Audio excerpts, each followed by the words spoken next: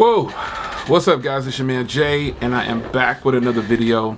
It's been a minute. It's the weekend, I decided to kick back this weekend and not really do too much.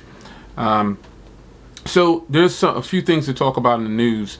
A lot of you guys have been hitting me up saying, oh Jay, this, I know, I got it, I saw it, I finally saw it. I know, I saw it when it happened, but relaxing, son, relaxing. So the T-Mobile merger is official. Now, some of you guys are against it, some of you guys are with it. Ultimately, it doesn't matter. It got approved, and that's that. So there's some parts in this deal that are kind of, you need to pay attention to. So first thing is, the Justice Department is requiring T-Mobile and Dish to support eSIMs as a part of the merger. So this is a huge plus for people, but it also could be a huge downside for people who like to swap SIM cards a lot. I personally am not gonna. I'm gonna avoid the eSIM as long as possible because the eSIMs are embedded into the device, and I like to pull my SIM card out and just pop it into another phone real quickly. I don't know how this will work with eSIMs, but I'm sure it's not going to be that easy. So that's something that you need to be aware of with in the upcoming years. This isn't something that's just going to tomorrow. We're going to have to only use eSIMs, but eventually eSIMs are going to be like official. So and they're going to be across the board. So that's something that you need to pay attention to. Now, another thing. Another part of the merger, if you want to read this, just Google this stuff online. Another part of the merger, there's people that are concerned about Sprint and Boost Mobile and all these other things. Well, Dish is basically creating a fourth carrier, and it's going to consist of all of those other carriers. Boost, Sprint, Virgin, all of those guys are going to be under one umbrella, and they're going to be owned and ran by Dish. So this is something that you should be aware of. If you have Sprint, don't go canceling your Sprint account and things like that. The Sprint is obviously going to fall up on the T-Mobile, and all the prepaid things are going to go to Dish ultimately. And they're creating a fourth carrier. What is it going to be called? I didn't really see anything in there for that, but I know that they're going to be a fourth carrier. And so this is important. There's all kind of talks about who can use the network, how long, 7 years here, 5 years here. That stuff is there. But the most important part is the merger is now official. And T-Mobile greased a lot of pockets, man. I don't ever see it any other way, man. They're just not going to let things happen because honestly, folks, some people say Sprint was going under whether T-Mobile was going to buy them or not. I kind of agree, but I disagree because Sprint they have millions of subscribers. They have millions. So they could survive. All they had to do is cut their prices a little bit and they could survive. And their price is actually already good. So I don't think Dish was just going to plummet if this deal didn't go through. I think they would have continued on because they're releasing 5G phones and they're building out their 5G network. So I don't think Sprint would have just folded just because T-Mobile didn't get the merger with them. I don't think it would have worked like that. So if you have Sprint, just keep your service, and let the natural process flow. And if you just have crappy service, obviously switch, or you would have done that already. But those people that are worried about what's going to happen to them, just keep flowing along, man. I don't have the answer to that, but I'm just reading what is listed here on the sites. And ultimately, they're gonna notify consumers. It has to happen that way. So that's something that you should take note of. The merger thing is official. It's no surprise. I'm actually kind of surprised that it didn't get approved, and that's why I say T-Mobile, they greased a lot of pockets, man, for real. Because I'm cool with the merger. I don't feel any type of way about it. But there's some gains here definitely for T-Mobile for sure. They get 40 million more subs on their side. They get a whole bunch more. And however many Sprint has, they all go under the T-Mobile umbrella now because it's called the new T-Mobile. So Sprint, T-Mobile really is gaining from this right here. You know what I'm saying? So this is something that is very beneficial to T-Mobile, not so much to Sprint more than likely. The CEO is going to take a different seat at Sprint. You know what I'm saying? So, they're rolling forward. But, my thing is the less options we have, the harder it is, on us. So when there's no competition, because ultimately what they wanted is whoever they is, They wanted just it to be Sprint. They wanted it to be T-Mobile, Verizon, and AT&T, and they got it. You know, this fourth carrier that they're talking about creating, it's just all the other prepaids together. That's all it is, and they're going to rename it more than likely, and that's it.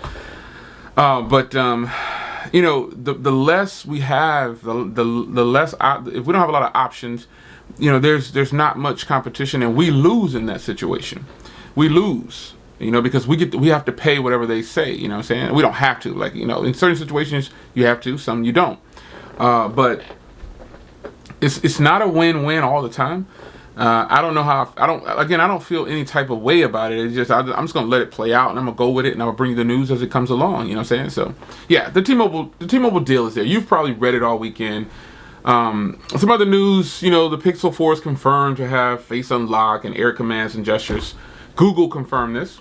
Now, let's really talk about what we really want to talk about, which is the Samsung Galaxy Note 10. So, a thing went out.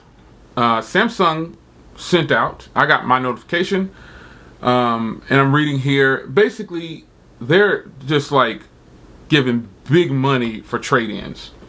So, I reserved the Galaxy Note 10, and you know, supposedly pre-orders are going to start on August 7th. Now, that's like a week away from the recording of this video. And, you know, you'll start to get them about 2 weeks later, you know what I'm saying? So this is something that's important to the tech world. There are some people out there that feel like it's just not even necessary to have a Note 10, and that it's overhyped and all these other things, and that it's just a waste of time, and people are just talking about it just to get clicks on YouTube. There's a whole bunch of things out there being said. Reality is, folks, though, if you're a techie, if you're a tech enthusiast, you're going to get this phone. There's no way you're going to pass on it. Like I'm saying, you could pass on it. Your channel could have evolved into something else, and you just don't want to spend the money anymore, and I'm with you on that. I'm not saying you have to buy every flagship device. I personally have been rocking with the Galaxy A70 for quite some time, and I am super impressed. A phone like this makes me not even want to, you know, purchase any other phones. I've put out at least 5 to 10 videos on this phone already in the first couple of weeks or week and a half, however long I've had it. It's fantastic. You know, it's just great. But the Galaxy Note 10, the Galaxy Note line, and the Galaxy S line, I'm a real tech enthusiast, and I like to get my hands on all the latest tech. And that's ultimately what it is. So when I say, if you're a real tech enthusiast, you'll buy this phone, I don't mean that as an insult. I just mean you'd want to give your followers, because if your followers are used to you getting something, you got to change it up. You got to stay within your realm. You got to stay within your budget. You have to do all those things. But at the same time, if you're really into it, I'm really into it. I'm not gonna tell you which. I'm really into it, so I plan on grabbing the Note 10. I don't know which one, but I did my reservation for $600 off. So ultimately, what they're doing is they're really jacking these reservations for pre-orders. So you can reserve yours, and you can pick what you want to. You can pick the carrier. Unlock, Verizon, AT&T, T-Mobile, Sprint, and US Cellular are the carriers listed there. You hit reserve. You go through the process, and you know you'll get your reservation for your device. You can choose a trade-in. It'll tell you what it is. Like, I'm gonna read off some of these trade-in values to you. You can trade it a 10R, a 10, iPhone 7 Plus, all the iPhones, all the way down to the 6S, and then for the Samsung devices, you can trade it all the way down to the Galaxy S7. And some people who already saw it online, you can trade it in Google devices too. The Pixel 3. When I saw the Pixel 3 on there, it was $600. Ultimately, they're just kind of doubling these trade-ins, man. They're doubling them, and that's all it is. So, in the end, folks, the Galaxy Note 10 is coming. We have to accept it for what it is. It's a part of the tech game. It's a part of the tech game that's brought the tech game to where it is, man. If you're a real Galaxy Note fan, you're gonna get this phone.